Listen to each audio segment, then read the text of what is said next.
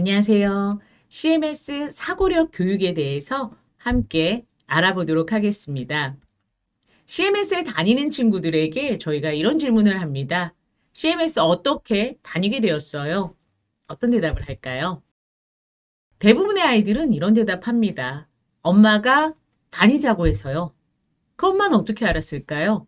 다른 엄마가 다니고 있어서요.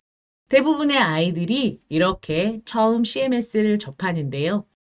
CMS 교육이 기존의 교육과 동일했다면 아마도 이런 모습의 아이로 성장할 겁니다. 자, 그림에 보이시는 것처럼 들어올 땐 어떤가요? 정말 각자의 특성을 가지고 있는 다양한 아이들이 들어옵니다. 그런데 이 문을 통과해서 나온 아이들의 모습을 보면 어떻죠? 모두 동일한 모습으로 나오고 있습니다. 획일화된 교육으로 인해서 정형화된 아이로 만들어내는 거죠. 그렇지만 실제 CMS를 다닌 친구들은 이렇습니다. 아이들의 표정이 굉장히 밝죠? CMS에서는 아이들이 스스로 생각을 자유할 수 있도록 그런 교육을 하고 있습니다. 지금 앞에 두 사진에서 보여드렸듯이 지금 우리에게 중요한 것은 어떻게 교육해야 하는지를 다시 생각하고 그에 맞춰 우리 아이들에게 학습을 시켜주는 것이 필요하겠습니다. 많은 어머님들이 CMS 하는데요. CMS는 어떤 의미를 가지고 있을까요? 네, 아마도 많은 분들은 C니까 사고력이니까 크리에이티브, 수학학원이니까 매스, 스쿨 이렇게 생각을 하십니다. 실제 CMS는 Creative Maieutic School입니다. 바로 소크라테스의 삼파술, 아이들에게 발문을 기초로 해서 스스로 문제를 해결할 수 있도록 이끄는 교육을 하고 있습니다. 자, 이 소크라테스 삼파술에 대해서 한번 알아볼 텐데요. 소크라테스의 어머니가 산모를 도와서 안전하게 출산할 수 있도록 도와주는 산파였습니다. 어느 날 소크라테스가 엄마가 일하는 모습을 곰곰이 살펴보니 저거는 교사가 학생을 교육하는 것과 동일하다라는 생각을 했습니다. 직접 아이에게 가르치지 않고 발문을 통해서 아이가 스스로 생각해서 답을 찾아낼 수 있도록 이끌어주는 안내자. 이게 바로 교사의 역할이라는 거죠. CMS에서는 소크라테스 삼파술에 기초하여 아이들을 학습하고 있습니다. 자, 그럼 왜 이런 학습을 해야 할까요? 기존의 우리 아이들이 어떻게 문제를 풀기 때문에 이런 학습을 시켜야 될까요? 보통 우리 아이들이 일반적으로 문제를 해결할 때는 보여드리는 그림처럼 해결하는 경우가 대부분일 겁니다. 먼저 문제를 받고 아는 문제인지 모르는 문제인지 확인하고 아는 문제라면 자신 있게 문제를 해결할 것이고 모르는 문제이거나 평소에 어렵다고 생각한 문제라면 첫 번째 그림처럼 땀을 뻘뻘 흘리면서 두려워하고 있겠죠. 아이들이 해결한 문제들도 대부분은 오른쪽 그림처럼 선생님 또는 학부모로부터 배운 방식대로 해결하는 것이 일반적입니다. 이렇게 기존의 관성으로 해결하는 것에 익숙해진 아이들은 새로운 문제에 대해서 접근하는 것을 매우 어려워합니다. 따라서 우리는 아이들이 자신들만의 방식으로 문제를 해결하도록 교육해야 합니다. 이러기 위해서는 사고력, 스스로 생각하고 궁리하는 힘, 이 사고력도 생각하는 훈련을 해야 하는 것입니다. 운동과 마찬가지인 거죠.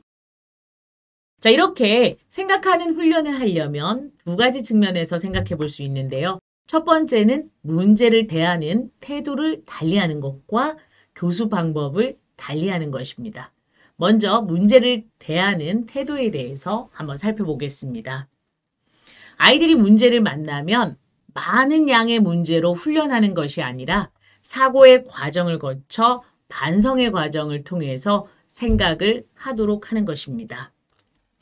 지폴리아 교수의 4단계 문제 해결 전략이라고도 하는데요. 먼저 문제를 받고 문제가 의도하는 바는 무엇인지 문제를 이해하고 이해한 것을 바탕으로 어떻게 해결하면 좋을지 해결 계획을 짜고 그 해결 계획에 따라서 자신만의 생각으로 스스로 문제를 해결합니다.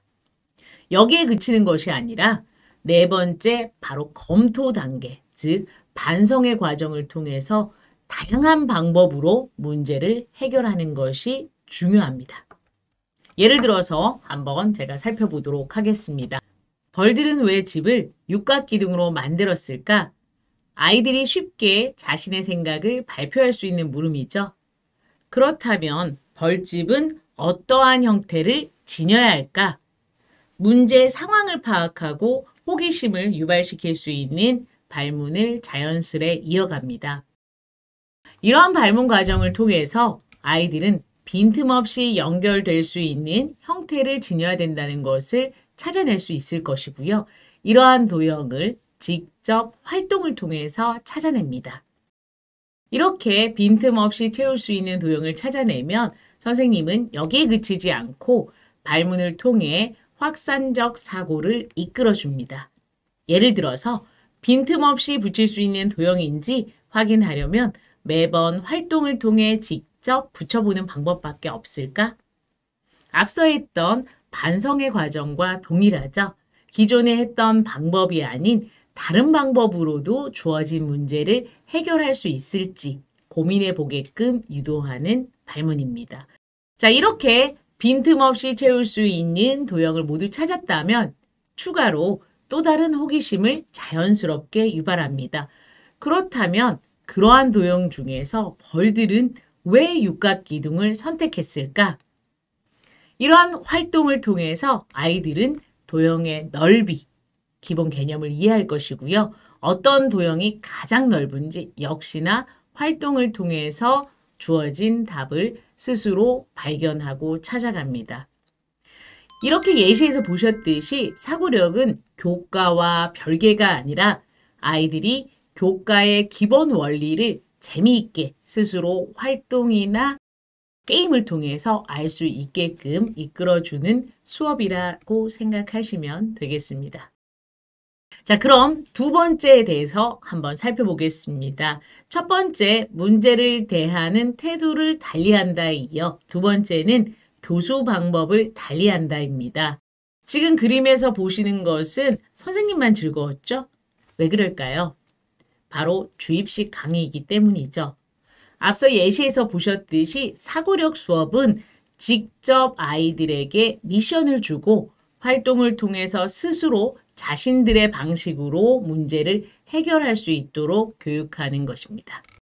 자, 그렇다면 이렇게 교육할 때 어떤 것이 중요할까요? 여러분들도 잘 아시다시피 미래는 혼자서 문제를 해결하는 시대가 아닙니다. 따라서 CMS에서는 조별 학습을 통해서 아이들이 학습할 수 있게끔 이끌어줍니다.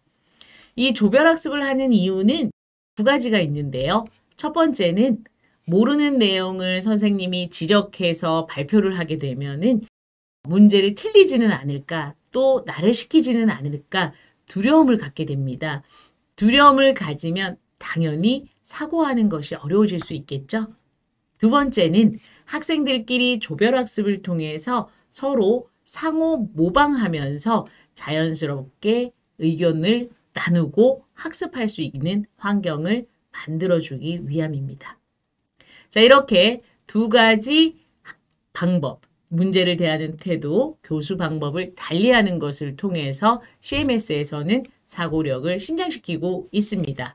CMS 사고력 프로그램은 화면에 보이시는 것처럼 생각하는 IG, 프리-Y, Y, 학년별로 이렇게 구성되어 있고요.